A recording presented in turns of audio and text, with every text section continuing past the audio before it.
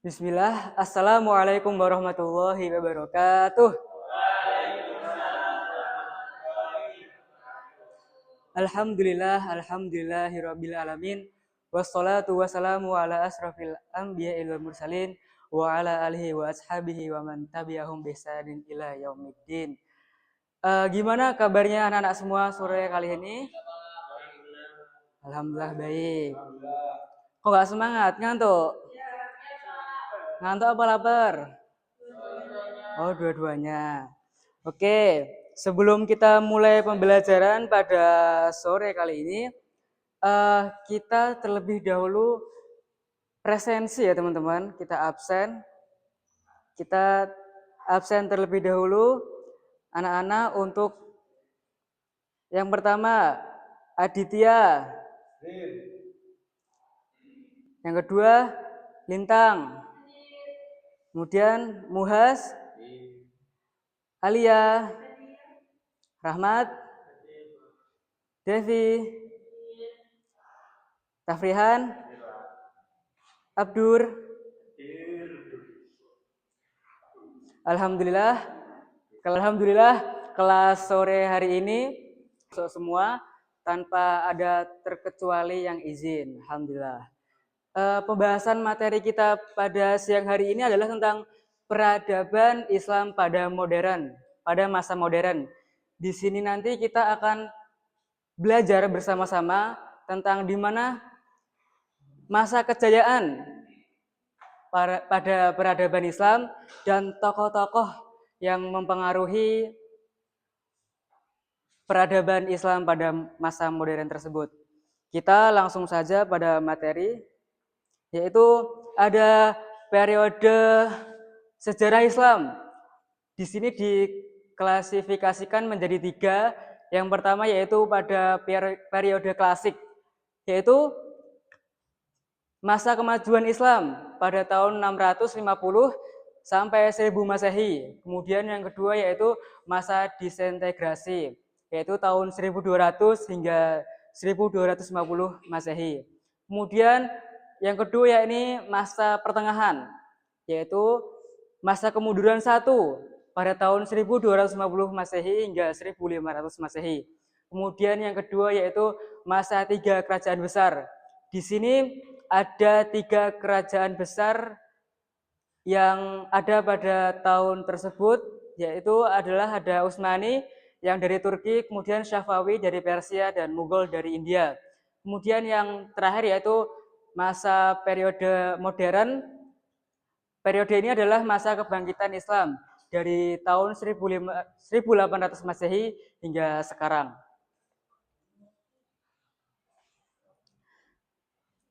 Kemudian kita akan membahas pada kondisi Islam pada masa modern.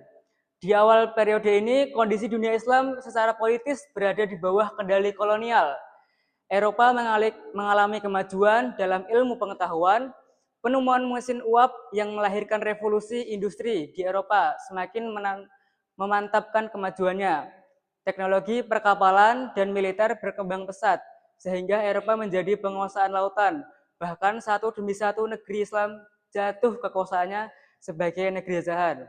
Nah, di sini kita mengetahui bahwasanya negeri Eropa itu sangat maju sekali dari segi militer, dari segi laut, mereka sangatlah maju. Kemudian yang selanjutnya yaitu kondisi Islam pada masa modern pada awal abad ke-18. Kerajaan Syafawi dan kerajaan Mughal hancur di tangan Inggris.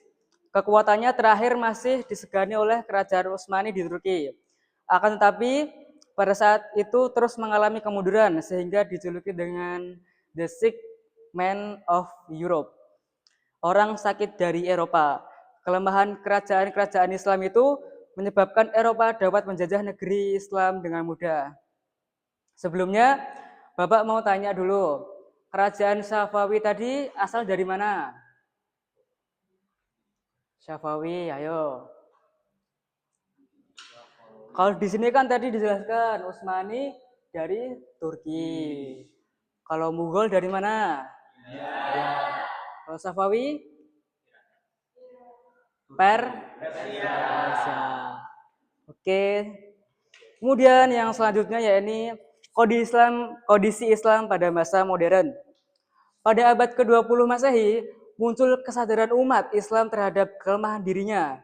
Nah, di sini umat Islam mulai memikirkan kondisinya karena adanya kemunduran dari umat Islam tersebut dan adanya dorongan untuk memperoleh kemajuan dalam berbagai bidang, khususnya dalam bidang ilmu pengetahuan dan teknologi. Karena pada saat itu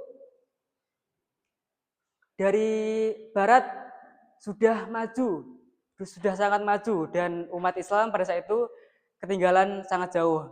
Kondisi tersebut menjadi spirit kebangkitan dunia Islam dalam bidang ilmu pengetahuan, pendidikan, politik maupun melawan penjajah.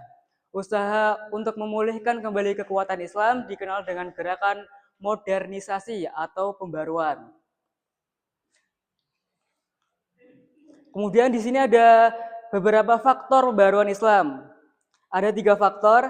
Yang pertama yaitu pemurnian ajaran Islam dan unsur-unsur asing yang dipandang sebagai penyebab kemunduran Islam. Kemudian yang kedua yaitu menimba gagasan pembaruan dan ilmu pengetahuan dari Barat. Nanti dijelaskan bahwasanya ada tokoh pemimpin dari umat Muslim yang mengantarkan pemuda-pemuda ke Eropa untuk menimba ilmu di sana. Hal ini dengan pengiriman pelajar Muslim oleh pemimpin Turki, Mesir, India ke negara-negara Eropa untuk menimba ilmu pengetahuan. Dilanjutkan dengan gerakan penerjemah karya-karya Barat ke dalam bahasa Arab. Kemudian yang terakhir yaitu kondisi negara-negara Arab seperti Turki, Mesir di bawah jajahan negara-negara Eropa, khususnya Perancis. Kemudian di sini ada tokoh-tokoh yang sangat berpengaruh pada peradaban Islam pada masa modern. Yang pertama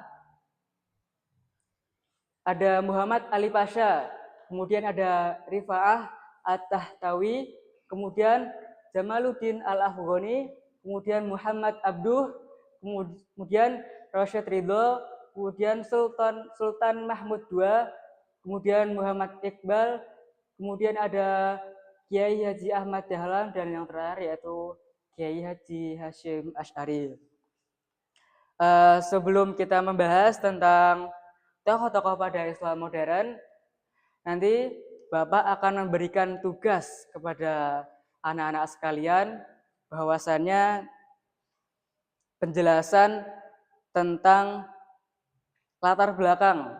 Nanti teman-teman sekalian boleh searching dari internet ataupun media yang lain untuk mencari latar belakang dari tokoh-tokoh yang ada di slide tersebut. Habis ini bisa membentuk kelompok terdiri dari 3 kelompok. Kelompok yang pertama ada Mas Adit, Mas Nuha, sama Mas Aan. Kemudian kelompok yang kedua ada Mas Abdur, Mas Rahmat, sama Mbak Alia.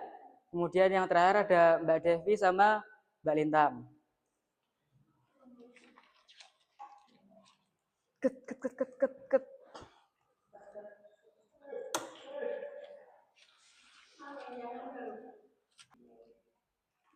Setelah ini Bapak memberikan lembar kerja kepada anak-anak sekalian. Yang kelompok pertama,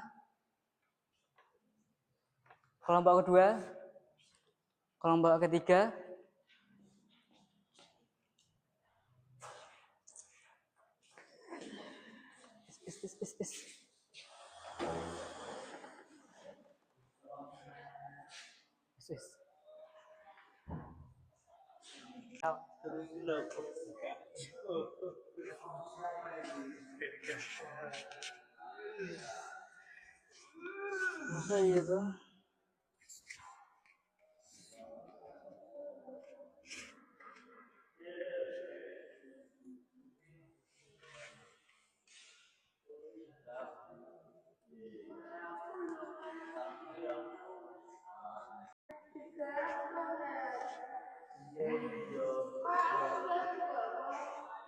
Ayo Suhaib ngerjakan. Kalau nggak ngerjakan kita kasih nilai minus nanti. Minus derajat. Ayo Mas Muha.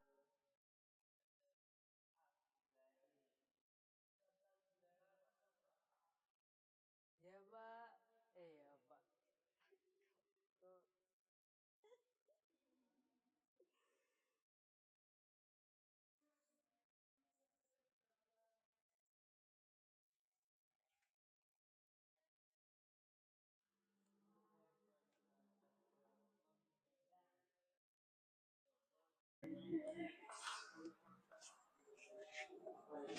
Pak. Cepet ya.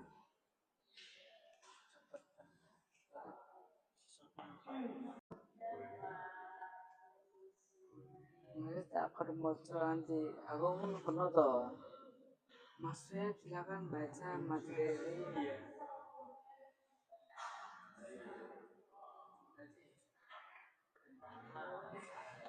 Humsang boy. Sony. Sony. Ini sangatnya kasih nggak bolak. Nah, kasih nggak bisa ya.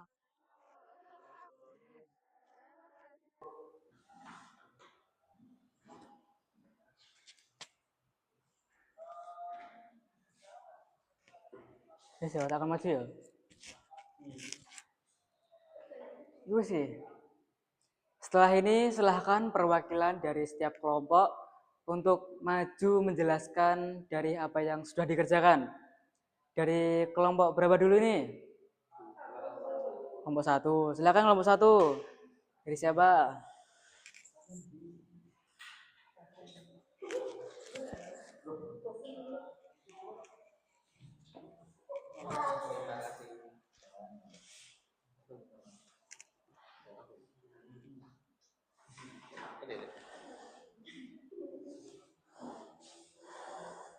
Baik, saya dari perwakilan kelompok satu yang ingin mempresentasikan tentang Muhammad Ali Pasha yang hidup pada tahun 1756 sampai dengan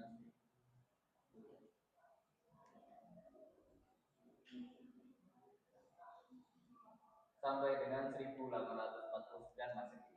Yang dimana nama lengkapnya adalah Muhammad Ali Pasha atau dikenal dengan Pasha atau Muhammad Ali. Pasha adalah pelopor kebangkitan Islam di Mesir yang lahir pada Januari 1765 Masehi di Kawalia. Ayahnya bernama Ibrahim Aga dari Turki, termasuk keluarga yang tidak mampu. Karena kondisi tersebut, sejak kecil Pasha bekerja membantu perekonomian keluarganya dan tidak bisa mengenyam pendidikan sebagaimana anak-anak kebanyakan. Saya sampaikan. Terima kasih. Sama-sama. Terima kasih Mas Muhas. Yang selanjutnya kelompok 2.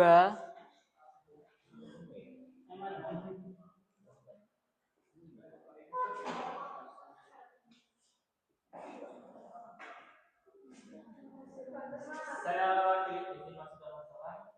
Saya mewakili dari kelompok 2 akan merepresentasikan dari divisi saya. Tokoh yang kami bahas yaitu Jamaluddin Al-Afghani. Jamaluddin Al-Afghani itu lahir di Kabul, Afghanistan pada tahun 1838 Masehi dan meninggal dunia di Istanbul pada tahun 1879 Masehi. Jamaluddin adalah pemimpin pembaharuan Islam yang tempat tinggal dan aktivitasnya berpindah dari satu negara ke negara yang lain. Pengaruh pemikiran dan pembaharuannya yang paling besar dan nyata ialah Mesir. Oleh karena itu, meskipun masa kecilnya dihabiskan di Afghanistan, perjuangannya lebih banyak di Mesir, Hijaz, Yaman, Turki, Rusia, Inggris, India, dan Prancis. Ini tentu saja dari Terima kasih Mas Rahmat. Kemudian yang selanjutnya, yang terakhir dari kelompok 3.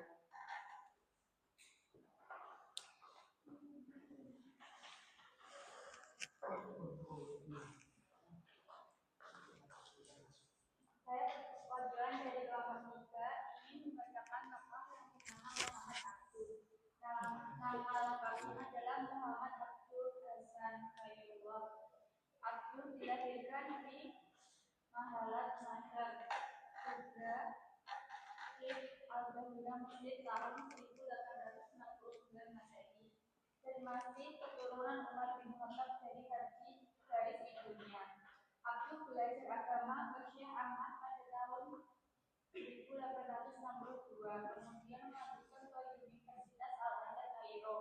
Pada tahun 1866, setelah menyelesaikan studi Asia mengajar di Al-Azhar, dan temannya Abdul Mufti pertama di Mesir. Sekian dari saya. Terima kasih Mbak Lintang. Terima kasih kepada ketiga kelompok yang telah menjelaskan tentang latar belakang dari tiga tokoh tersebut.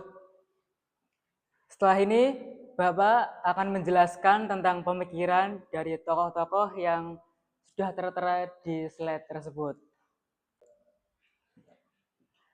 Agar teman-teman tidak ngantuk, maka saya meminta dari perwakilan untuk membaca satu orang satu tokoh. Yang pertama, silakan Mas Suheb. Yang pertama, Muhammad Ali Pasha. Pemikiran Muhammad Ali Pasha, satu, memberikan pelajar Mesir ke Prancis, Italia, Inggris, dan Australia sebanyak 311. Antara tahun 1813 sampai 1849.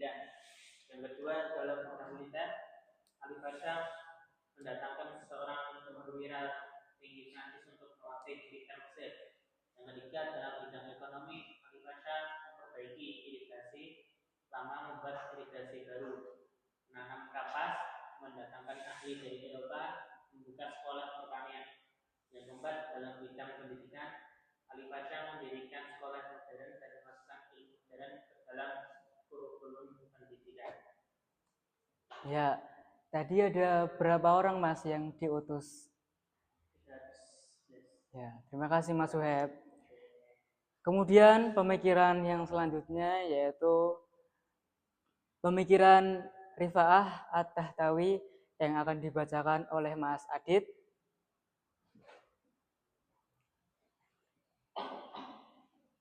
Pemikiran Rifa'ah At-Tahtawi. Satu, bidang pendidikan meliputi dua hal, yaitu harus universal dan emansipasi wanita. Dua, bidang ekonomi melakukan perbaikan di bidang pertanian, perbaikan jalan dan membangun jembatan dan alat komunikasi. Tiga, bidang kesejahteraan. Kesejahteraan dapat tercapai dengan dua jalan, yaitu berpegang teguh pada ajaran Islam dan budi pekerti yang baik. 4, bidang pemerintah.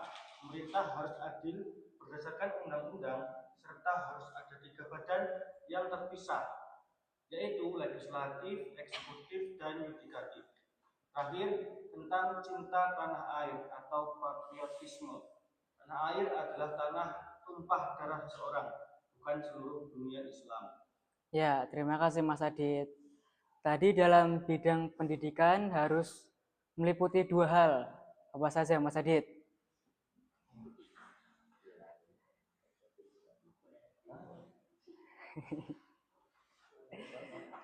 Yaitu harus universal dan emansipasi wanita. Oke, yang selanjutnya pemikiran dari Jamaluddin Al-Afghani yang akan dibacakan oleh Mbak Alia.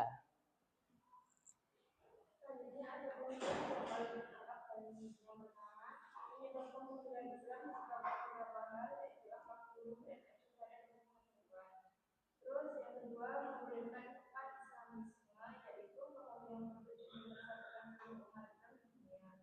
Yang ketiga, antara laki-laki dan perempuan memiliki kedudukan yang sama. Dan terakhir, berusaha mengubah sistem pemerintah atau teokrasi menjadi demokrasi. Terima kasih Mbak Alia. Tadi yang dijelaskan tentang pan-islamisme, apa itu Mbak Alia?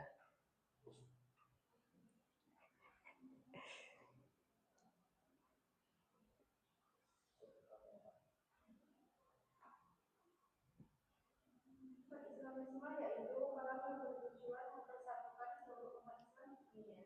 Ya, 100. Kemudian yang selanjutnya yaitu pada tokoh Muhammad Abduh yang akan dibacakan oleh Mas Tafrihan.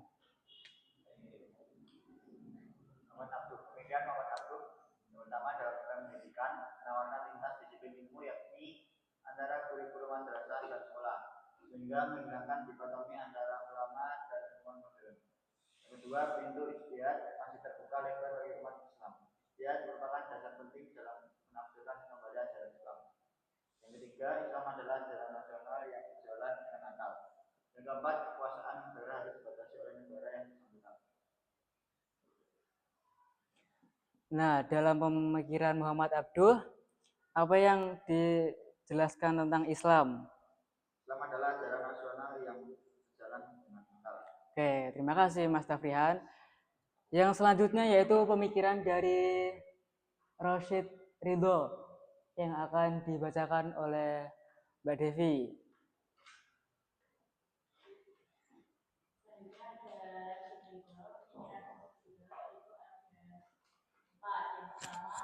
Menggunakan Islam dalam berbagai aspek kehidupan adalah karena umat Islam yang berpaling dari ajaran-ajaran Islam dan merebaknya paham fatalisme di dunia Islam.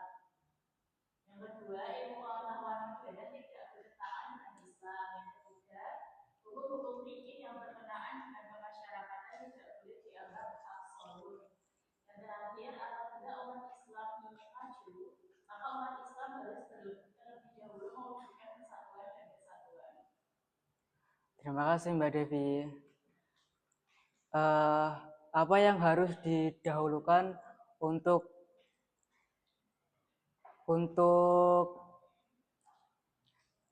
membuat Islam lebih maju?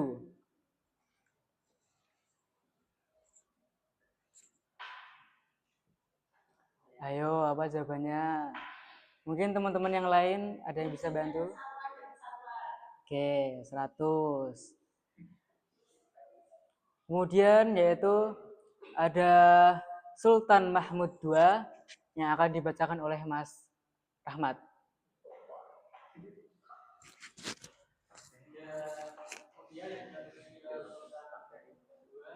Yang pertama itu melakukan pengangguran di bidang pendidikan dengan memasukkan baru pengetahuan umum dalam pendidikan madrasah. Kemudian yang kedua itu pendidikan sekolah akademi ma'arif untuk mencetak menggunakan tenaga ahli pengetahuan.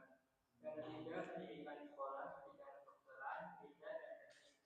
Yang keempat, menerapkan imigrasi dalam pemerintahannya. Dan yang terakhir itu menghapus kultur sultan dan mengikuti wilayahnya. Terima kasih kepada Mas Rahmat. Yang selanjutnya yaitu pemikiran Muhammad Iqbal yang dibacakan oleh Mbak Lintang. Pemikiran Muhammad Iqbal yang pertama menceritakan membangun peradaban baru yang memanggilkan peradaban barat dan timur. Yang kedua, Al-Quran merupakan kitab yang lebih mengutamakan amal daripada kitab Islam. Yang ketiga, pintu ijtihad yang terbuka. Ijtihad merupakan dasar pergerakan dalam Islam. Mencita-citakan kemudian kebangkitan kembali umat Islam dari hidup panjang. Berharap umat Islam menerima kehidupan yang dinamis. Tujuan pendidikannya adalah memperkokoh dan memperkuat individualisasi dari strategi. Terima kasih Mbak Lintang. Nah, dari pemikiran Muhammad Iqbal, apa tadi yang dicita-citakan oleh beliau? Membangun peradaban baru yang memadukan peradaban barat dan timur. Ya, terima kasih Mbak Lintang. Kemudian di sini ada dua tokoh pemikiran yang beliau tuh asalnya dari Indonesia. Kalau dari tadi itu kita penjelasannya pemikiran tokoh yang ada di Timur Tengah. Kemudian yang selanjutnya yaitu ada Kiai Haji Ahmad Dahlan. Tujuan utama beliau dalam hal pendidikan Islam adalah membentuk manusia yang berbudi luhur, alim dalam agama, pemikiran, memiliki pandangan yang luas dan paham tentang masalah ilmu keduniaan, sehingga perlu diajarkan ilmu agama dan umum di Madrasah Muhammadiyah. Yang kedua, pendidikan harus mencetak manusia-manusia yang berjiwa nasionalisme dan patriotisme. Kemudian yang terakhir yaitu materi pendidikan harus meliputi pendidikan moral dan akhlak, pendidikan individu, dan pendidikan masyarakat. Nah, ini sudah ada dalam Madrasah Muhammadiyah yang diterapkan oleh Lembaga Pendidikan Muhammadiyah. Kemudian yang terakhir yaitu Kiai Haji Hasyim Asy'ari. Pemikiran Kiai Haji Hasyim Asy'ari ada 3. Yang pertama, dalam bidang tasawuf, Kiai Haji Hasyim banyak dipengaruhi oleh Al-Ghazali. Menurutnya, tasawuf bertujuan memperbaiki perilaku umat Islam. Yang kedua, dalam melawan penjajah Belanda, ia menginisiasi resolusi jihad yang dicetuskan pada tanggal 22 Oktober 1945 yang sekarang diperingati menjadi Hari Santri Nasional. Kemudian yang terakhir yaitu dalam bidang politik, ia mengajak kepada umat Islam untuk membangun dan menjaga persatuan.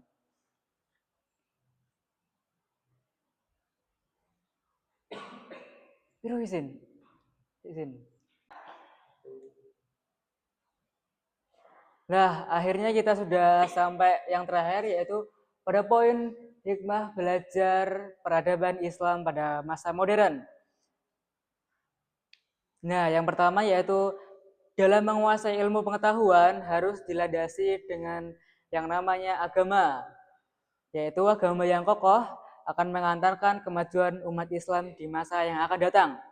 Kemudian yang kedua, mengkaji Al-Quran, hadis, dan ijtihad para ulama. Nah, kita sebagai muslim harusnya dan hendaknya mempelajari segala ilmu dari Al-Quran dan hadis dengan sumber yang jelas, kemudian dari ijtihad para ulama sebagai fondasi untuk membangun peradaban umat Islam yang rahmatan lil alamin di masa yang akan datang. Kemudian yang ketiga, mengkaji ilmu keislaman seperti ilmu nahwu, ilmu sorof, ilmu fikih, ilmu mantik, bahasa Arab, ulumul Al-Quran, dan ulumul hadis, dan sebagainya. Sebagai fondasi untuk memahami Islam dengan komprehensif. Dan yang terakhir yakni belajar sejarah pada masa modern. Nah, di sini anak-anak sekalian akan mengetahui kelebihan dan kelemahan pada masa lalu. Mungkin cukup sekian dari pembelajaran kita pada siang hari ini. Mungkin dari anak-anak sekalian ada yang mau ditanyakan? Nah,